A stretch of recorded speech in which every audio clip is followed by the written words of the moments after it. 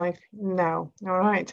So, Assalamu alaikum, everyone. For those who couldn't wait to see me and Brother Ishaq, here we are. Assalamu alaikum. Today we have very interesting, I don't know, 15, maybe half an hour ahead of us. And not only because we're presenting four temperaments and its links to spiritual life, but also because I am hosting it with a very special guest of honor, Muhammad Ishaq. Assalamu alaikum. Thank you very much for finding time. We've just been chatting how difficult it is for you to find time because you're very busy, apparently because of COVID.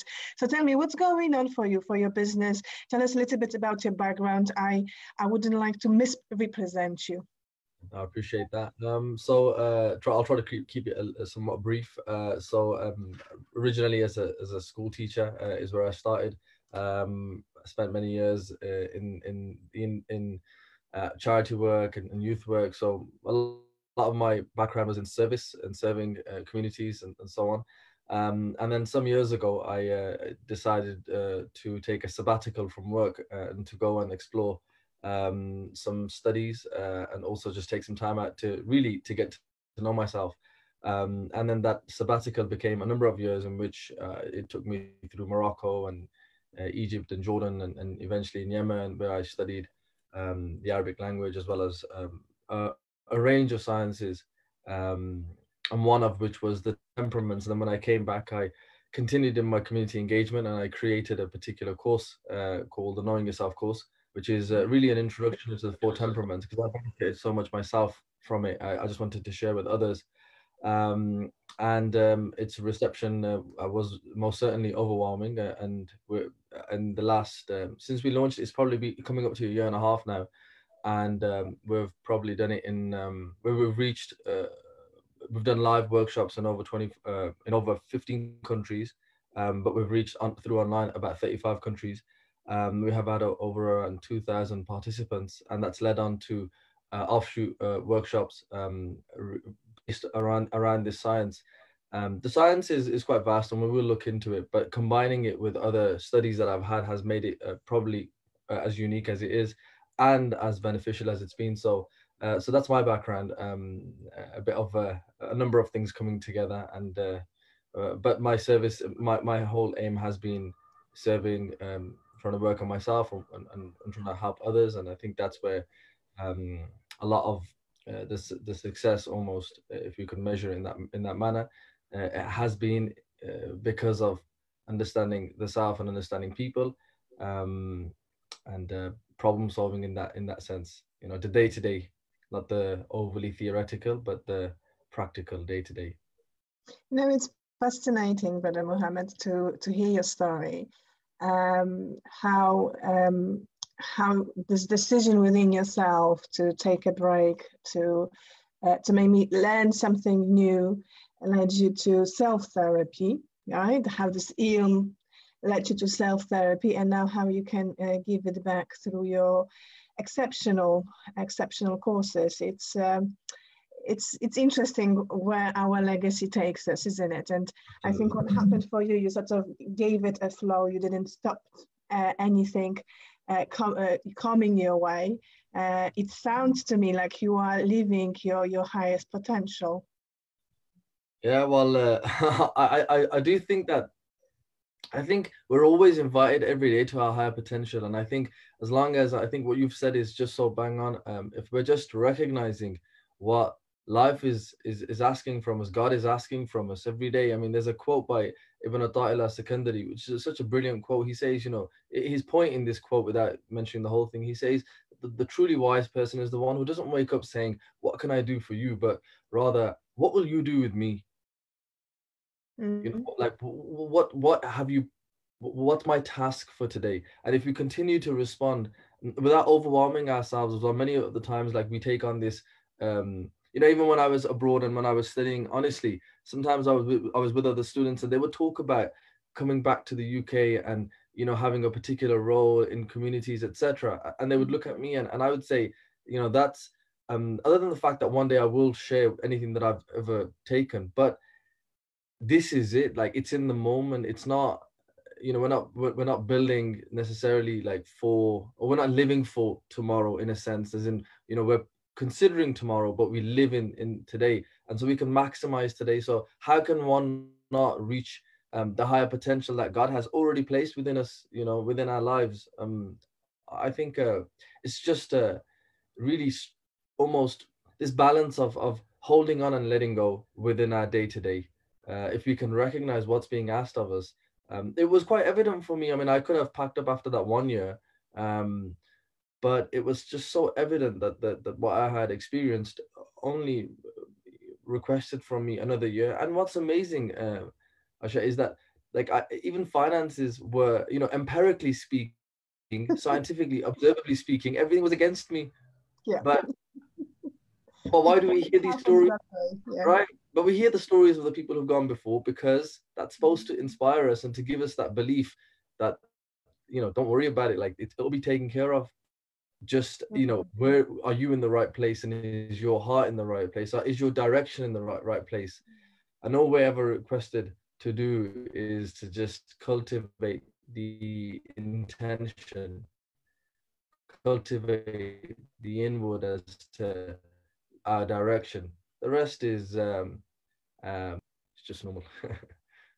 What I hear from you, Brother Muhammad, is the wisdom of trusting your qadr from Allah subhanahu wa ta'ala, but also being able to live in this dunya, but not from dunya. Yes, you are saying to me, I'm living in present. I am very, very much rooted in now. I don't take tomorrow or today for granted. But also you're saying to me, I'm open. Whatever this journey of my qadr is going to take me, I only hope it's for my khair in akhirah. That's what I hear from you.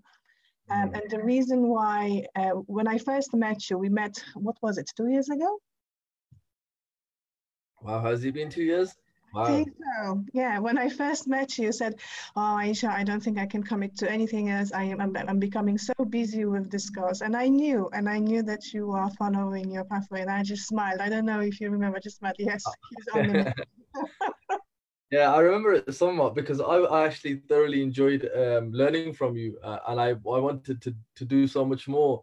But I was reading the almost, I sort of call it the divine, you know, the divine signals or indicators as to, you know, really where our particular roads are. And as much as you know, my intention when I was studying with you under you, my intention was to go the whole way, but very quickly I was, you know, able to recognize, you know, practically speaking and time commitments, etc., that, you know, is this something? And it's not to fight, like you said, it's not to fight destiny, but it's almost to, right, you know. Yeah, But I knew who I met. I knew that I've met a person who knows his strengths, and I knew you were building on your strengths. But I also recognize in you humbleness for recognizing who you are and what you need to do, and that is the true mark of a great teacher and the true mark of a healer. And that's for those just two reasons, I feel very proud to invite you on this webinar, and I have no doubt that others will learn so much more from you today and on your future courses, because I know that internet gave you alleyways to do this or the other. Please let us know before we start what is going on right now in your company.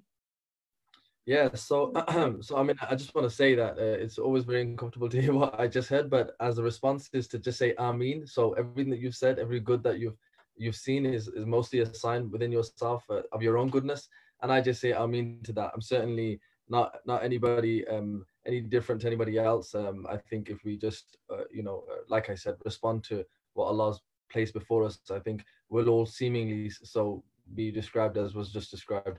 But anyway, so as for our program, yeah, we currently have so we have like an introductory workshop, which is the normal Knowing Yourself Part 1 workshop. We have a follow-up to that, which is a Part 2, and then we have short courses. If anyone knows about this science, it's very vast. It covers truly, like, we hear the idea of mind, body, and soul mentioned a lot, Islam, Iman, Ihsan. However, I don't think I've, other than Islam, I don't think I've come across any holistic universal framework, and these are loaded terms I'm using, by the way, not just like light terms. I could probably speak for half an hour on both of them, holistic and universal. And so we have courses on nutrition and health. We have courses on balancing relationships. Currently, just making one on mental health. So I will send it to you to get it checked over. Problem is then. Yeah. Well, one of the things that I try to make sure that as much as the temperaments is the framework that I'm speaking from and what I've studied, at the same time I respect the various avenues that we'll be going into, but we've got stuff on the spiritual cultivation as well. So there's a lot, but currently we have part one, part two. We have our health course just finished, and we had the relationship course just finished as well. And a lot of these courses are actually using a combination um, of classical works from Islamic sources such as Imam Ghazali, looking at Abu Zayd al-Balkhi, as I'm sure you're all aware of as well, and also a few others that are probably not as known, such as Sheikh Abdul Rahman al-Iji, Razi, which I've had a really interesting past few months with. It's fascinating that if you read these texts with a presence, there's most certainly a spiritual experience that happens, and I just pray that that everyone has the opportunity to experience that, because it's incredible what can open up. So we have, yeah, so we've used some of it, and so it's a combination of modern thought as well, and in a contemporary style, so it's relatable for us. So those are the current courses that we have coming up, and I'm working on Yeah, parenting. it sounds amazing. It sounds that you are so busy. Yeah. Maybe for all of our listeners, and we have audience of around 20 people already, and we haven't even started. And for those who are watching, maybe we could ask your admin for a help to give us links to your courses, to your online courses, because that means that everyone can access it. And for those of you who have any questions, please make notes. There will be time after our presentation, inshallah, when you can have almost one-to-one with Mohammed Ishaq. Yeah, well, yeah, that's also something that we do, which is mentoring as well. Very, I don't take on a lot of people, but it's very specific. And actually, I just remembered we have a thing, another project I started on the side, which was a free project for people to connect with masters of this tradition and of other traditions in regards to knowing the South. We have a conversation upcoming with the esteemed Hakim Salim Khan, and I don't know if anyone knows of him, but I'll tell you something. It's probably the closest to Mr. Miyagi of our time, especially in the science of the temperaments, because he is truly one of the last few masters of this tradition. It's amazing.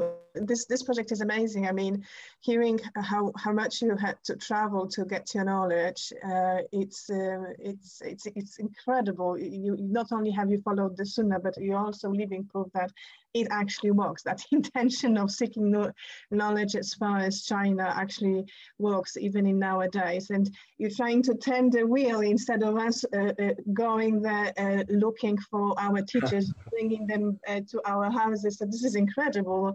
I can't wait to take part in those projects. So please share all your links so we can benefit from knowledge, inshallah, but also we can adapt to your Sadaqah Jariyah. Inshallah, yeah, that would be an honor. So I think even if admin is able to share them, if not, then after this event, all the links will be on in the comments and on the page. So don't anyone stress. The links will be shared on. Brilliant. So, Brother Mohammed Ishaq, are we ready? We are indeed. Are we going to get the PowerPoint up? Right. Yeah. So what we're going to see now, tell me if you can see it. We should see PowerPoint slides. Can you see them on your screen?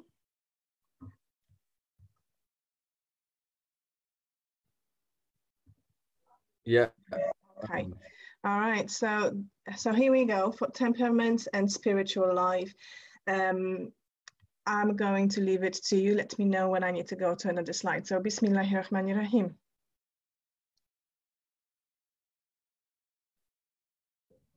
Sorry, yep. So going back to so with the science, before we actually present the science, I'll just present really how the human being is recognizing its dimensions, and I'll try to keep it somewhat brief and a very quick overview. The first thing is that human beings are not one dimensional. We have many different dimensions to us. And these are outlined from our own personal experiences. They are outlined by various different frameworks, different traditions, and so on. One of which I'm sure many of us adhere to is the words of the Prophet sallallahu alaihi wasallam, and his and the perspective that he offers to us from his hadith. And one of them in the famous hadith of Gabriel, the tradition of Gabriel, in which the Prophet ﷺ speaks about the Islam, Iman, and Ihsan being three dimensions of the religion.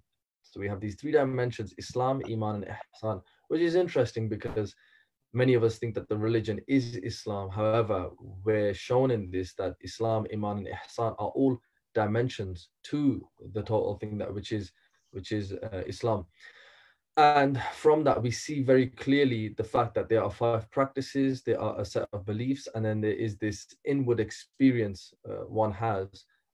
This is very quickly outlining for us the physical, the mental, and the spiritual, because the framework is, our prayers, even performing hajj as a pillar is very much a physical experience. I mean, there's nothing more said there except literally just going to and perform these rites. Even our prayer at times can be reduced entirely spiritually, but Islamically or in a technical fiqh perspective, it would be completely sound. So there's this physical, spiritual, and mental, and all of this affect affect us as a human being. So these are these different ways in which I can almost regulate myself, regulate my condition, my physical condition, my spiritual condition, and my mental condition. And so different experts will be highlighting the different areas. Now, Islam caters for that, and that you can learn more about in a presentation on Islam. More specifically, here we're speaking about the temperament.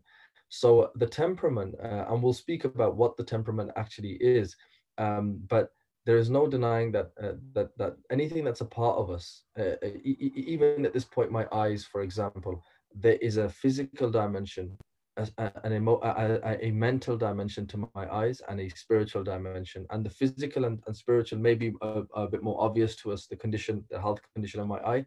And then also the spiritual, like what am I looking at? Is it halal, haram, etc. But what could it mean to have a mental or an emotional experience in relation to my eyes? And that's something that was worth exploring, which I won't really explore here, but I just want to highlight that this is the complete experience.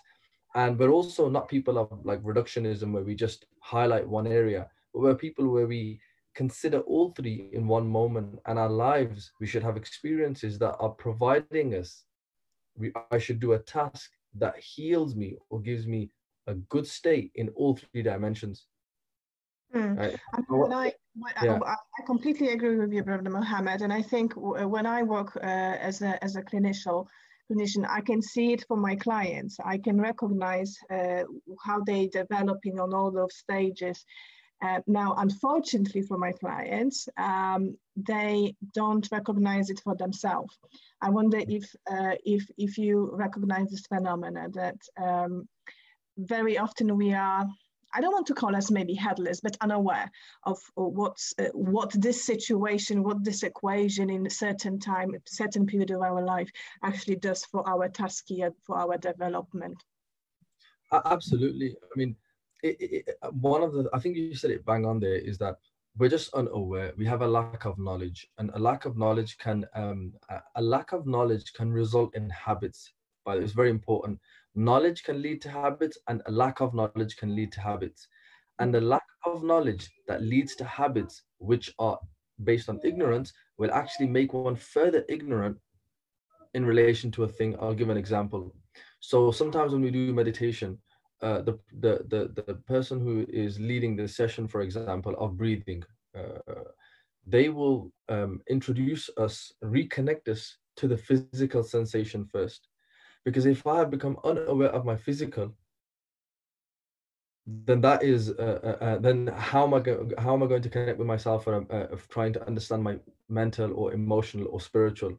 So this idea of being of bringing oneself back to being aware and having knowledge of my physical sensations and physical feelings, that practice, and I find many parallels between this, that once a person and we know this for sure. Once you remind yourself of your physical experience in this very moment, so you bring yourself back to present and you ask yourself, how am I physically feeling?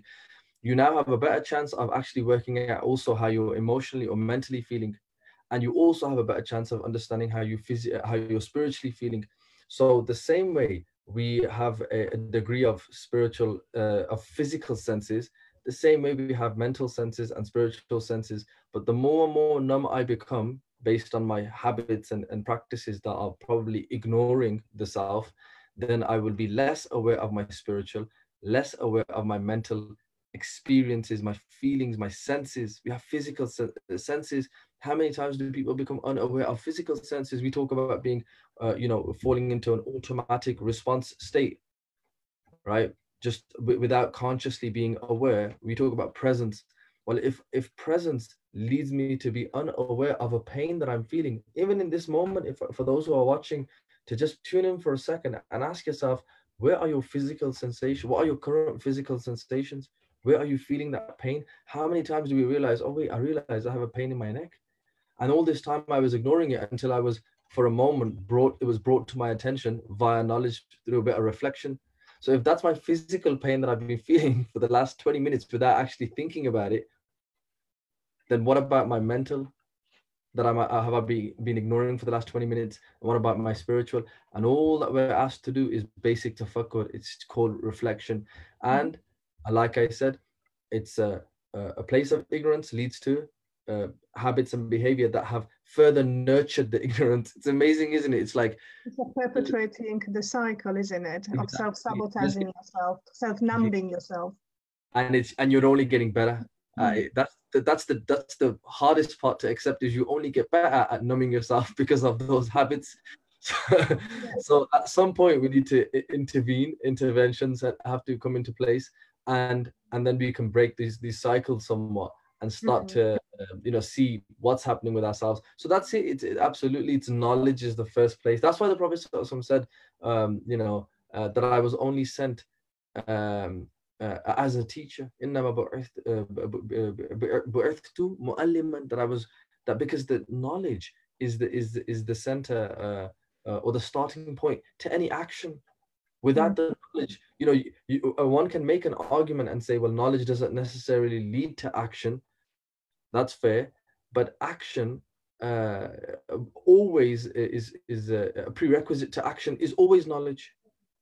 Yes, and I think knowledge gives birth to self-awareness, put us in that tafakkur, as you mentioned. We could use different terms, Arabic terms, but really awareness gives a beautiful sense of that state. And from the moment when you are aware the choice that you have, well, actually you don't have a choice. you start realizing that, oh my God, I'm responsible for myself. So the more I know about myself, the more I know what Qadr from Allah subhanahu wa ta'ala actually does for my own benefit, the better it gets, the quicker I recover from whatever physical, spiritual, mental, emotional stagnation. Yeah. So and so kind of going back to the constitution. So what we see within a particular tradition of the Greek, also we look at prophetic medicine, which Greek medicine was in line with prophetic medicine. There's a framework.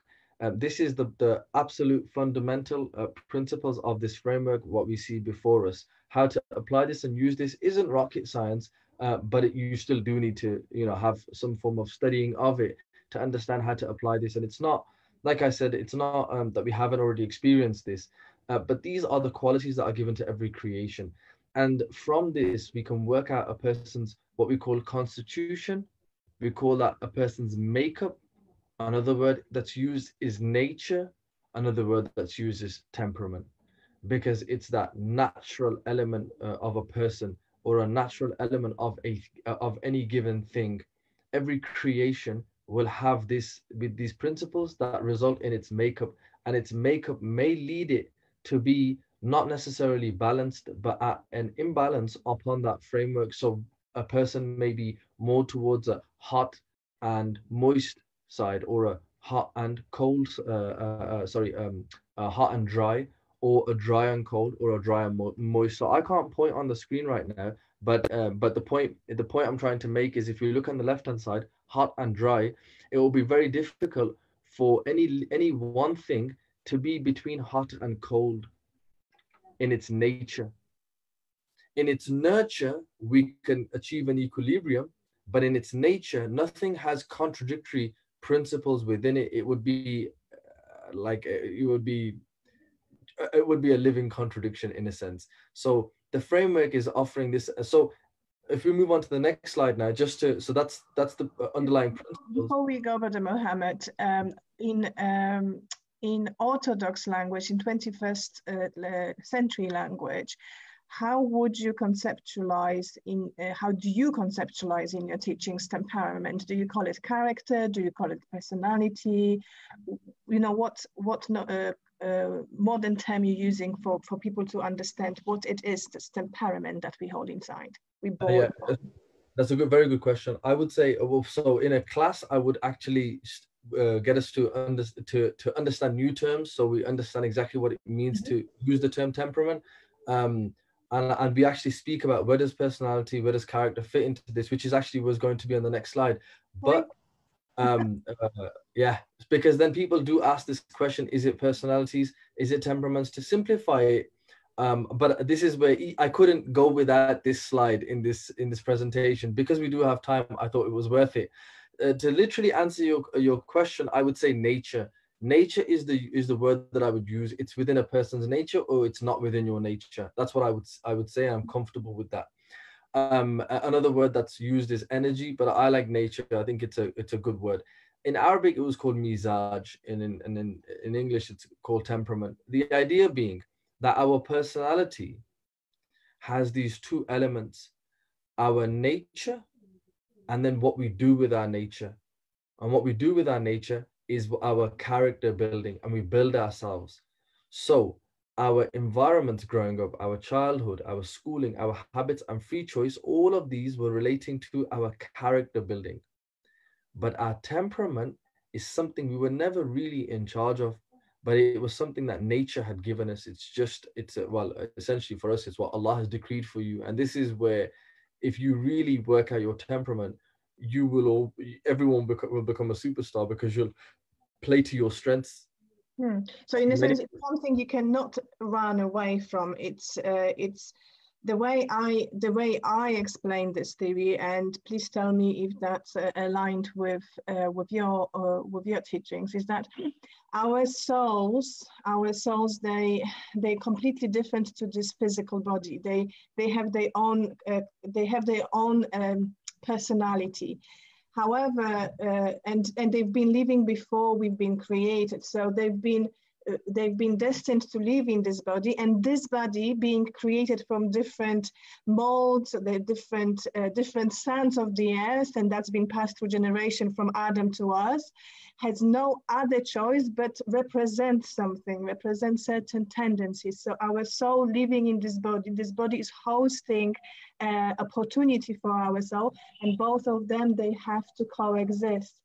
And that's one of the reasons why it's so important to understand what this body can offer to you in the sense of mental, emotional, physical, and spiritual development.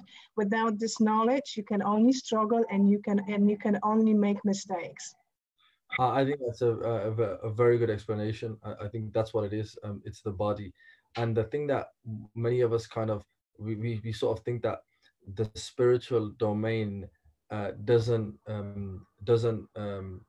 it's not limited by the body, as in it's free from the body. It's almost impossible to think that, because remember, and this is what I was highlighting earlier, that we're not just like a theory. All of us, we're not this idea of like that we can observe just our spiritual, and we can observe just our mental, and we can reduce the person to being a mental or a physical or a spiritual.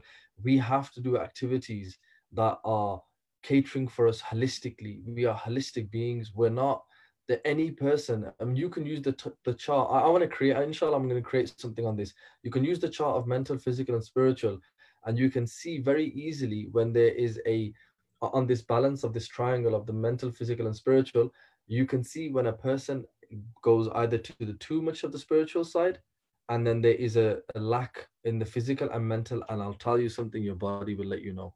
Absolutely. I'm completely with you on board. It's all about balancing. Absolutely. Yeah, absolutely right. Yeah. It's so graceful.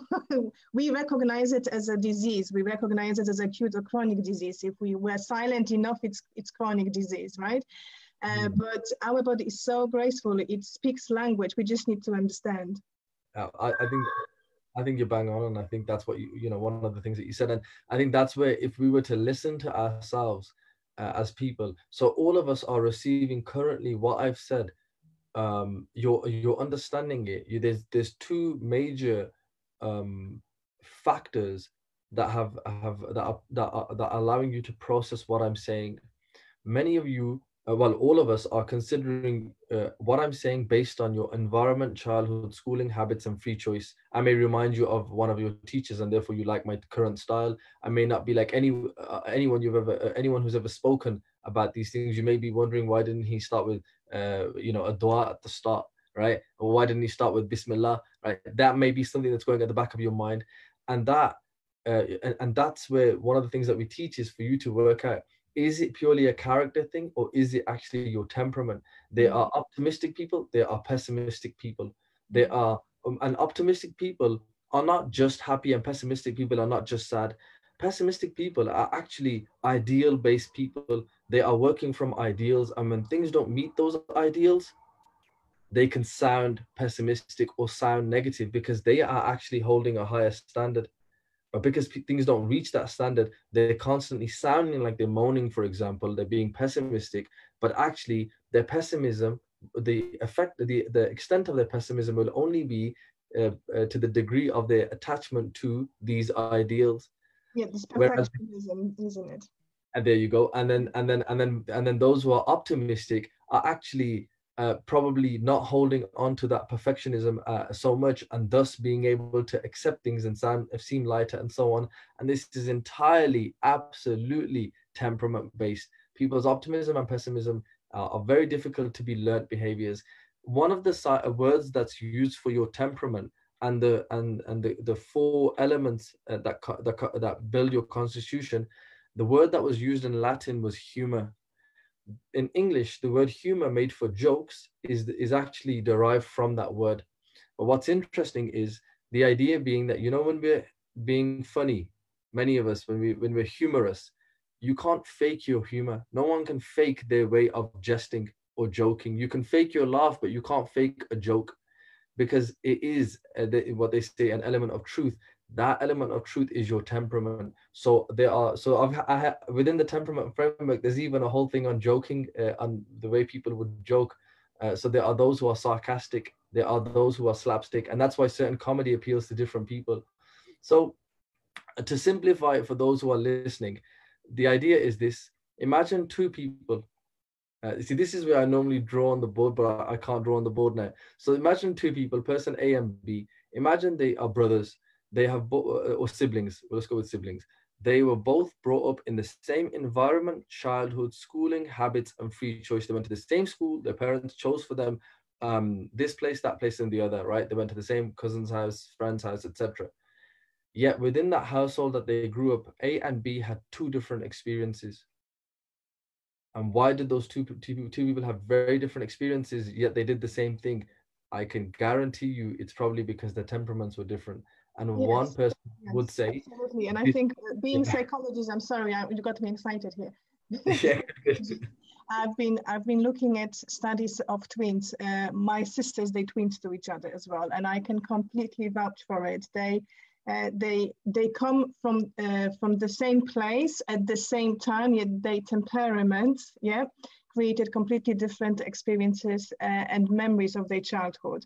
They're completely different people, although they twins. And other studies of twins, they actually show that if you put them in, if they separated and you put them in two different households and expose them to different life experiences, they will create their own character, but nevertheless they also had their own temperament. Character is different to temperament.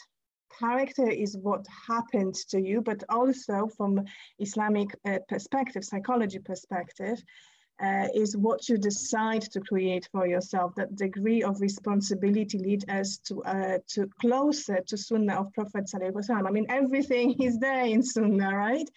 Absolutely. And knowing your temperament makes you aware why it's difficult for you to actually embrace certain characteristics of the most perfect person that ever walking on earth, which is Prophet Sallallahu Alaihi Wasallam. And in a sense, to my observation, working with clients, it allows you to feel maybe less guilty, not procrastinating, but less guilty about not reaching that perfection. Yeah. Well, I think it's so true, and I think that's why, you know, and that's why these two people would have two different experiences, and absolutely, the temperament is a lot of it's subconscious though, and that's why many people don't recognize their temperament initially, and that's why we don't take on we have young people who try to come to the workshops, and my advice always is never to turn anyone away, but I say you need some life before you can come to the workshop. You need some life experiences. You need to have pondered over something, because we're not gonna, you know, what are you gonna reflect on? You need to have made decisions yourself. You need to have lived a little bit, and when you live and when you make those decisions, you realize, wait, hang on a second, my process of something actually, and you find constants in your processing. So some people, what they'll do is they'll go from one experience to the third, second, third, fourth, fifth, and between those is a constant. They always had a good time. There's people who are like that. They'll just have a good time. They'll have a smile on their face, right? That's, I can guarantee you, that's probably down to their temperament. Whereas others will say, this person was irritating, that person was irritating, this person was irritating. Oh my gosh, you're also irritating. I bet somebody else is going to be irritating. Oh my gosh, I have no hope in this life, right? That is probably because that's a constant. These constants are within our subconscious, and if we wake up by breaking cycles, we recognize those constants. And that's why we call it a universal framework, because those constants will universally be there through your life. And that's why when people, you know, I've met people who are like 15, 20 years older than me, they'll say to me, we came across the temperaments 10 years ago and we didn't take it seriously. And after 10 years, we're back there, because the one of them, because again, consistent universal frameworks will stick with you for life. Rumi appealed to you when you were 18 and when you're 80 because he's speaking in universals. Islam appeals to you at 18 and 80 because he's universals. The Prophet universals and temperaments very, very similar. And these concepts here, I would, you know, just for the sake of time, I'm trying to be careful here, but yes, it's difficult. I see on you, Brother Mohammed, it's difficult for you to, to go over the board. We are ever so grateful for your insights and for your teachings. Let's move on though, because time is is just running. So history, what do we make out of those great names? Well, one of the things that when sometimes people say to me, well, hasn't this science been in some ways, for example, in medicine, because it was applied in medicine entirely. In fact, the science starts from medicine. Hippocrates, the father of medicine, Ibn Sina, also known as the father of medicine. See, these are the greatest contributors to the science, but modern medicine replaced this old. So the Hakim that we have on, he's one of my teachers, and I've studied traditional medicine. Many people will say that, well, how can we follow a framework which has been rejected? But Carl Jung's name's there, and we'll get to that in a short while. My answer to that would be, do I take your particular expertise or the last 100 years worth of empirical evidence in regards to the human being, or do I take 2,500 years of Greeks, Christian, Muslim masters and understanding how the constitution of the human being works? So these names alone just personally gave me, and until today, I find constantly, so many different philosophers, thinkers, theologians, really not just people who are just thinking for themselves, but the point of theology is that these people are working from solid frameworks. So Hippocrates, he's known as the founder of this science. There's other references that the science the science was founded before. Plato's contributions were slightly from the perspective of virtues, the chief virtues. So if anyone knows about the four cardinal virtues or four chief virtues, what's incredibly amazing about the science is you find the four chief virtues aligning with the four temperaments, and this is where in part 2 we speak about really how people should be aiming their lives for character development, because that's what it offers us. And then we have Claudius Galen, we have Ibn Sina, Imam Ghazali, Paracelsus, and up until so the Prophet ﷺ obviously is in there. We have Razi and Abu Zayd al-Balkhi. In fact, I was with Sheikh Hamza Yusuf, and I actually mentioned to him some of the correlation between the four mental illnesses that Abu Zayd al-Balkhi recognizes, and then the four temperaments. And I presented it to him as if I made this connection, and he said, where do you think he got it from? As in, these guys were all working off these frameworks. But the thing is, when it was taken in medicine, when it was taken out of medicine as an application, the mental evidence for the temperaments in terms of behavior and actions was still so evident that's where Carl Jung's four characters are based upon the temperaments. And Carl Jung actually really appreciated Paracelsus, and so currently in the modern world, if this science was so amazing, why don't we see, well, what else is the 16 personality types of Myers-Briggs, if not a variation of the four temperaments? What else is the DISC analysis that's used in many corporate environments? What else is, and there's plenty of them, insights and the colors theory and the four idiots, and you'll find the four once you know the four temperaments, and we have evidence of 300 testimonials from our participants. Once you've studied it and you start to see, you'll realize that it's everywhere. Even in films, the Beatles, the four temperaments were clearly evident. And I could just go on about pop culture. I can really Shakespeare used four temperaments. I want to go about psychology happening here right now in Birmingham. There is a well-known professor. He travels around the world, and currently he is residing in Birmingham, University of Birmingham. They've opened Jubilee Center just for him to run and explore what Plato, and Aristotle left for us in the psychology realm. So if any of us has time, please research Christiansen work, because he is one of those 21st century leaders who appreciate 4 centuries, even before, work left for us as a legacy. And he makes beautiful links with personalities development. Yeah, I mean, this is 2,500 years worth of development in this science. So, so what we see is these four temperaments here. I stick with the terms as they are in English today. Many people have rebranded these. Some of them have rebranded them in their own terms. I had no desire to hijack the tradition, so with my own terms, and present it as my own discovery, because it's not.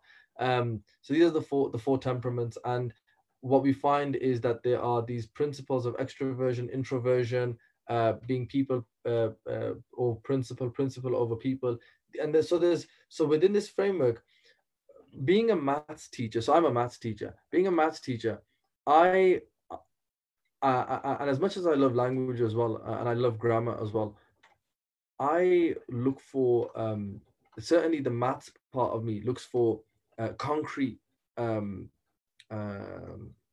looks for completion and concrete, a concreteness to a science. So I don't like too many exceptions or too many we can't explain this. It's the empirical side of mine that would like to see, like, if it's 1 + 1 = 2, it's discrete, it's not continuous, it's very simple, it's 1 + 1 = 2, very logical. So when I came across this science, on my third study of it, I was absolutely gobsmacked at how concrete this science is. Many people would say, how concrete could this science be? If you haven't studied it for 2 years straight, it'll be very difficult for you to. You'll find maybe there will be exceptions in it.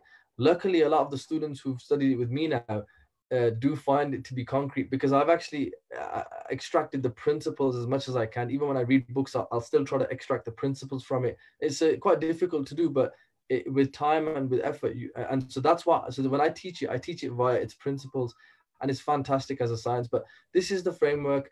Each of us have all four within us, but one is a dominant and one is a subdominant, and those dominant and subdominant is highly impacting on what we generally would call your temperament. So a person would be, for example, a sanguine choleric or a sanguine phlegmatic, or you would be a choleric sanguine or a choleric melancholic. And based on those, and in part 2, I actually break all 4 into 8 types. So all of the 8 types are further explored, so people are even more sure of what their temperament is moving forward in life, and how they further nurture themselves. So that's what the science is there, inshallah. A typical question which I have, and you probably come across it as well, can you change your temperament? Can you change your constitution over the span of life? So I think what I would say to that is that the tradition and the masters of the tradition say our primary, so what we call the dominant, the primary. So when I mentioned sanguine choleric, what that means is the person is a primary sanguine and a secondary choleric. These are the common terms that we would use in the science. Or a sanguine phlegmatic, a primary sanguine, a secondary phlegmatic. So what we say is that that your primary does not change in life. Your secondary can change, but your primary will not change, because there's a hadith, an incredible hadith, and it's not because of the hadith. The hadith has its own. Because I presented the answer because that's what the tradition and the teachers of the science have said. But the hadith says that that if you see a rope move from its place, believe that before you were to believe a person's nature has changed. The idea, the idea being that the way the sentence is said is to emphasize the fact that natures of people rarely change. And we actually show this from looking at case studies of the 4 Khulafa. And you see that Umar radiallahu anhu, when he was in his time of Jahiliyyah and who he became at the end of his life, you see a very similar temperament, yet you see the temperament in its, in its out of balance to being in complete harmony, having had the best personal trainer, or life coach, also, the Prophet sallallahu alaihi wasallam. You see with Ali radiallahu anhu, he had an Ali-ness to him even before and even after. So these are some case studies, and these are examples of obviously people who've reached a development that we hope to achieve. So yeah, the primary doesn't change. It's a great example from our tradition about the Muhammad. Thank you for drawing our attention to it. You were going to say something. Go on. Sorry. No. I was just going to say that like, so the 4 elements of fire, earth, air, and water, because Allah says in the Quran that sanurihim ayatina fil afaqi wa fi anfusihim, we will show them our signs on the horizon and in and of themselves.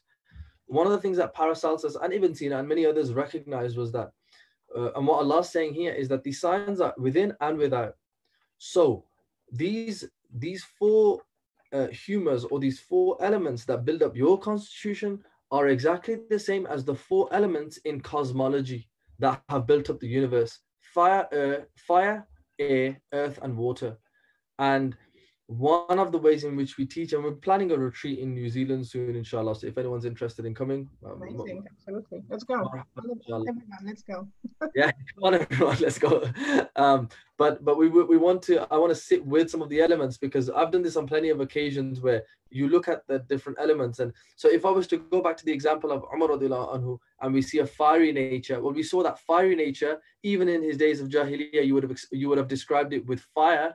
And even when he developed into this great version of himself, you would still use the word fire, but at the start you would have probably used it as a negative, whereas now you would use it as a positive. because that's the point of your nature. Our nature is like raw material. Some people are wood, some people are metal. Do you finish wood and metal the same? Those two siblings in the same household, is their akhlaq building going to be exactly the same? Should they build themselves in exactly the same manner? There is a difference. And you guys are only getting a taste of this, but when you start to see strengths and weaknesses and some of the advice that we sort of offer, there's a hadith. I'll quickly mention this hadith. The Prophet ﷺ, it's in the Arba'in, the Prophet ﷺ said, and you see this in Islamic, Muslims and their frameworks, and they build up Islam. They think they understand Islam in a balanced way. Many of us understand Islam in the way we'd like to understand Islam based on our temperament, and we don't even know this. So check this out. There's a hadith which says, what's halal is halal, and what's haram is haram, and what's in between is doubtful. So the advice is, the Prophet ﷺ says, to stay away from it. Some people hear that hadith and they say, well, it's quite obvious. What's halal is halal, and everything else is haram. That's how they understand it, right? Because they choose to be on the more safer option, right? What's been established as halal is halal, everything else is haram. There's others who are on the more looser end. They will say what's haram is haram and everything else is halal, right? So you have these two bands of people even, and that is, I guarantee, I could say 99% of the time it's entirely temperament based, because temperaments affect our impressions of people. If a person smiles a lot, sometimes we're drawn to them. Others would have a difficult time if someone smiles a lot, because you have to be a person of seriousness, right? So everyone has their I want to add to it, but I'm watching time and I'm keeping myself quiet. It costs me a lot. Let's continue. Is there anything else we need to add to this temperament, character, alchemy? Well, what I will just offer here that a certain Dr. Cloninger, who's a psychologist, has looked at what he calls a psychobiological model, and he has further explored this into a and he's really just he's really further mapped out this model. And I think, for and this was in 2015, I think, or maybe something like that, not too long ago. So and so there's so much just showing here that we're speaking about Aristotle, we're speaking about Ibn Sina, we're talking about all these classical, over 1,000 years, 2,500 years, yet in the modern world we still have that framework has further developed. And why is that the case? Because these are, this is a universal framework. And imagine, I mean, I've used some of this, but I want to keep building stuff on this, but it's incredible. And if anyone can check out Dr. Cloninger's work, it's amazing. I mean, I've had psychologists come to the workshop, and they have they find it to be very consistent and coherent as a science. So here again, habit systems, cognitive sets. I'm not going to distract us with any of this, but I just wanted to show to the extent of the framework, even in the modern world. And that's probably why your workshop starts with level 10, then go to level 1, then they go to level 2, and then they develop into retreats, because this knowledge is just so vast and it's so much time, even to the point of exclusion. Okay, so we are actually at the title of our of our webinar. We are really good and on time. Okay, so how do you want to lead us? Okay, so spiritual diseases, Brother Mohammed. So if we just go back just 1 second to the last slide, and I'll show you something here. Sure. Okay, so what we see here is that on the right hand side we see character, okay, and on the left hand side we see temperament. Under temperament we see habit systems. Our habits are formed without us realizing via our temperament. We avoid things, we seek things, we depend on things, we are persistent in certain things, seeking a type of a reinforcement, all based on our temperament, which is above temperament. It says unconscious automatic reactions, and we don't even know this happens. On the right hand side, we see our character, which is conscious. So, when you ask somebody to describe themselves, they will all speak from character because they describe themselves as they would like to be, right? And then you watch them, and then you see who they really are. Because what you then see is a combination of their character and temperament, and it's sometimes very different to what they said they are. Why? Because when we spoke from our conscious self-aware, and our unconscious is a large contributor that we sometimes ignore. Under character, we see our cognitive sets, our understanding of ourselves individually, societally, and universally. We'll get to that. But the idea being is that all of our understanding, so not only, so we're building our understanding of our cognitive sets and we're applying that upon our habits. Now, if we measure spirituality, if we can measure spirituality, it's very difficult for us to measure spirituality, right? But if we were to measure it, one of the ways it can be measured is in manners. It's in character. The hallmark the hallmark quality of a person who has reached a high level of spirituality is actually manners and good character. They're not somebody who falls to vice, but they are someone who is virtuous, who has virtue, which is good character, which is just brilliant behavior. So behavior development will actually just mean having good character, right? Because your character is not contingent upon people and their observations, but the observation of God as outlined in Hadith Gabriel. Ihsan is to worship God as if you can see him, and if you cannot see him, know that he sees you, meaning that you maintain you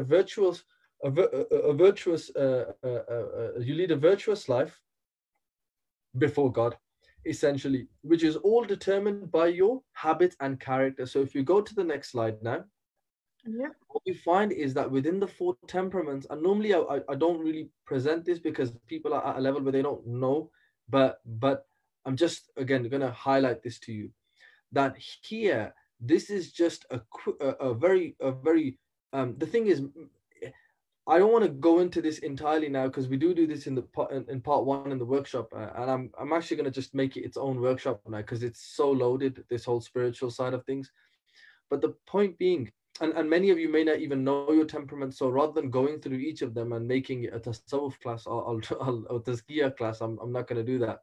But what I will say is that this is the extent that knowing the framework will show us.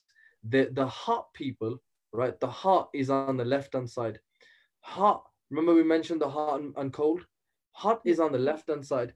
So the sanguine and the choleric is on the heart side of things, meaning, and what you see is that, and if you look at the diseases of the heart that they are more prone to, are all relating to a quickness and an intensity. So shahawat, which are like lust and greed and pride and these things, if you read Purification of the Heart by Sheikh Hamza Yusuf, or if you look at, which is a translation of Mataratul Qulub, this book divides diseases of the heart into the shahawat, the passions, carnal passions, and then the shubuhat, the other side, which is like doubts. So a person of a sanguine or choleric temperament is more susceptible to the carnal desires, and if they don't deal with that, that will be a problem for them. Whereas look at the phlegmatic and melancholic temperaments, they are more prone to which ones? The shubuhat, the waswas, right? So they are not going to necessarily be dealing with lust or pride or arrogance, but what they will be dealing with is blameworthy modesty, loneliness, despair, jealousy, judgmentalness. So Abu Zayd al-Balkhi speaks about this as well. Malik Badri, he highlights the idea of sometimes within people, there's sometimes there can be sometimes our learned behavior can bring about certain states that can be undone via behavior. This is like CBT stuff now, right? But the point being is that many of these diseases of the heart all these diseases of the heart are a result of unregulated behaviors. And if we knew our temperaments, we would have regulated those behaviors so we wouldn't go to extremes by having these vices. But many of us don't know that. And that's why it's so common to find that within a phlegmatic temperament, which is cold and moist, what you find within that temperament is sloth, they are as susceptible to sloth and to being lazy as a sanguine would be to lust. or to someone with a hot temperament, they would fall for lust. As difficult as that would be for them, is what sloth would be to a phlegmatic. When it comes to the afternoon after a meal, they just cannot be bothered to do anything. They're just a bit slower to do things, and so on and so forth. So this is just, so I just wanted to highlight for us here that you can take this, you can screenshot this, and you can use this for yourself. What people do with spiritual cultivation as Muslims as well is they say to themselves that, so for example, a phlegmatic is also patient by their temperament. So where there are spiritual diseases, there are also natural virtues. One natural virtue of a phlegmatic is to be patient. But if a phlegmatic spending 40 years in Islam turns around and says, oh, look how developed I am, I'm so patient, but it's actually in their nature to be patient, then are they truly patient, or are they deluding themselves? Does that make sense? The same way with a fiery natured person that has this like a self-belief, but the cholerics generally do have high self-esteem, and they are driven into doing things. That can also that's a virtue that they have, but what they need to get rid of is something. Sometimes maybe it's arrogance. So if you can find a choleric, for example, in their spiritual development, the point here is to simplify it for people, is to just say that what we've circled, what we've put next to each of the temperaments here, is something that they actually have to deal with. But people avoid that because it's against your nature, and you'd rather not fight yourself to that degree. So we fight ourselves in a way which is actually easier for us. So when it comes to spiritual diseases, so if it's like a job, I would say use your temperament and go with your strengths. But when it comes to spiritual diseases, you have to kind of, it takes a lot of strength to deal with the fact that a choleric has high self-esteem, and so they may be prone to pride, and it's very important for them to regulate that. And so that's that's all I'm going to try to say here. Yeah, we are running out of time, and I think it's so difficult not to agree with you. What I would like to add to it is that knowing what you've learned so far, to all of our audience, knowing what you know so far about the traps of your spiritual life, also means that it is invitation to your tazkiyah, to your conscious self-purification. You see, your souls, they are interacting with your temperament and with the character which you're creating on a conscious level or social semi-conscious level. But your souls here right now, at the stage where you are, at the stage of your self-awareness, they have a beautiful opening, because now you know what are you dealing with. I don't like to use word fighting much, because to my clinical experience, again, it creates blame and shame within our subconscious, and that is very difficult to get rid of. So I like to turn it into opportunity, something exciting. Okay, so now I know what I'm dealing with, and these are the traps which I can fall in, but I also can fall out, right? Yeah. And tazkiyah, just like Iman, is very fluctuating experience. It will go up and down. However, now, to all of our listeners, alhamdulillah, you have this amazing knowledge, and you know what to look for in yourself. Again, I would love to say so much more, but the time is just running. Yeah, I just want to apologize for going over on the time as well to everyone. No, it's beautiful to see how passionate you are about the subjects you're presenting, and I take a wild guess that this is one of the reasons why you're so successful, because you are very sincere about what you're doing, what you're presenting. So thank you ever so much for that. I have a few questions, but before we go there, I think we've done this already, haven't we? Let us clarify where we can find you. So explain us what's going on here. 29th of August, September. Now what's coming up from you, Mohammed Ishaq? That's fine. So these are just Instagram and Facebook that if you to follow us and do share so others can follow. There's just some information at the bottom left for public programs, but any corporate programs, because as you can imagine, there's plenty of stuff to do within the corporate world as well. So we work with a company called Claritas Universal. So if anyone is interested in anything like that, professional training, then do get in touch. But yeah, our main thing has been online workshops these days.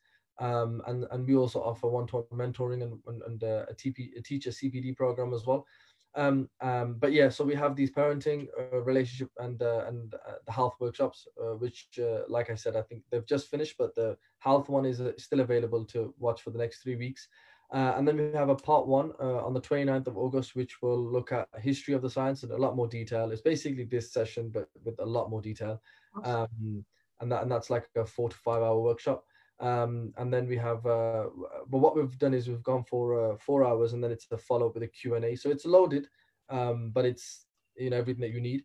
And then part two will be the follow up to that on the 5th of September, the following week. And that will be looking at some of the work that I mentioned, using some classical texts, looking at character development, as well as opening up all of the different 8 potential combinations of the temperaments.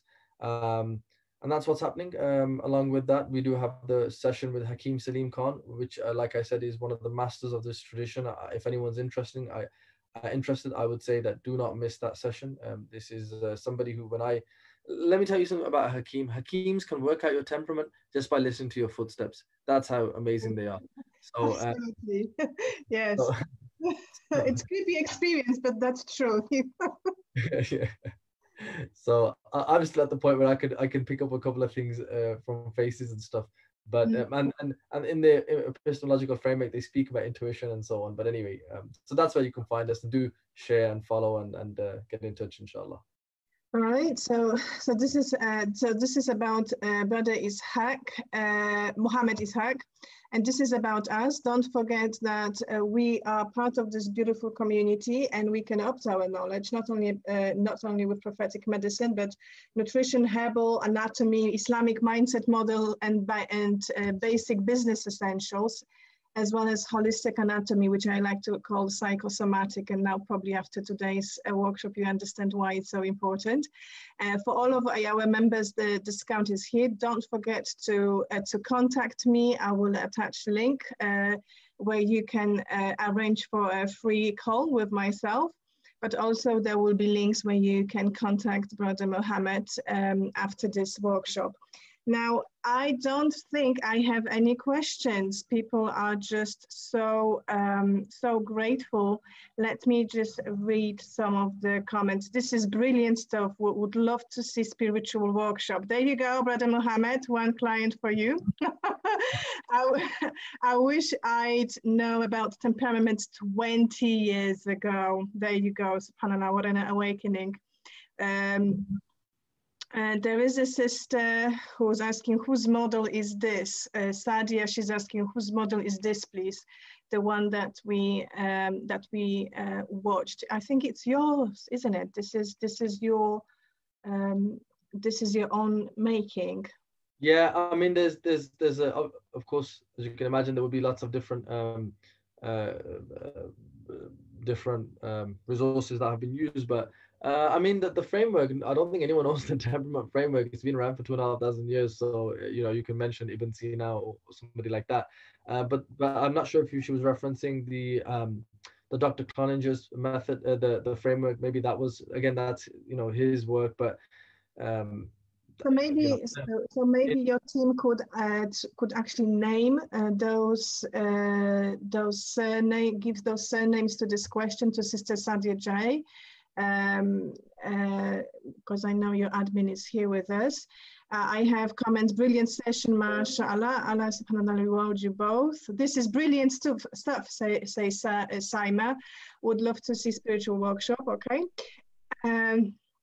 I have really enjoyed today's introductory session. Looking forward for more of the sessions. Yes, you have the link, Sister Safura. Just immerse yourself in this beautiful knowledge.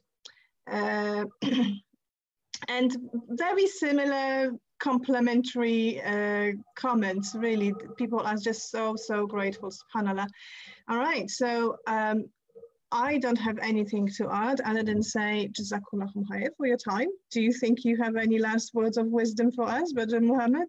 I don't have any words of wisdom, but I do. I just want to thank you for inviting me on. And if sometimes the knowledge is associated or the wisdom is associated with us, but honestly, all good that has been shown or has been recognized, it's entirely from our teachers and from Allah subhanahu wa ta'ala. And most certainly, usikum wa usi nafsi, you know, I advise yourselves and I advise myself.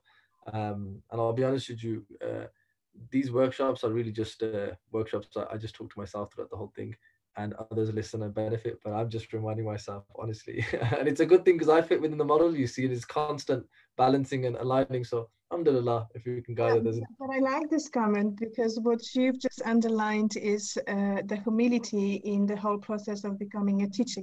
You're actually a healer teacher. I don't know if you're aware how sagey stage you are performing right now for yourself. So you are a healer slash a teacher right now, and what you're teaching us is that you're seeing yourself just as a tool in the hands of Allah Subhanahu wa Taala. And to all the listeners out there, if you are studying, or if you are becoming, or if you are reaching out for any other therapist, you probably know what I'm going to say right now.